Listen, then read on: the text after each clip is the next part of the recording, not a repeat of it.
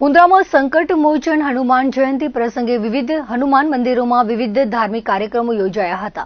જૂના બંદર રોડ પર આવેલ રોકડિયા હનુમાન મંદિરે ગાયત્રી પરિવાર દ્વારા 11 કુંડી યજ્ઞમાં ભક્તોએ લાભ લીધો હતો. રોકડિયા હનુમાન મંદિર સમિતિ પણ આ આયોજનમાં જોડાઈ હતી.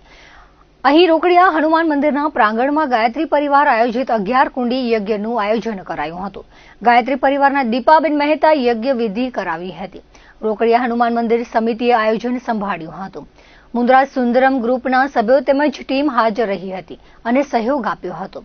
હરિવાલા મોટા હનુમાન મંદિરે સુંદરકાંડ પાઠ અને મહાપ્રસાદના કાર્યક્રમો યોજાયા હતા. ઘનશ્યામ પાર્ક મધ્યે આવેલ સંકટમોચન હનુમાન અને કૃષ્ણ સોસાયટી મધ્યે આવેલ મહાબલી હનુમાન મંદિરે ભક્તોની ભીડ જામી હતી.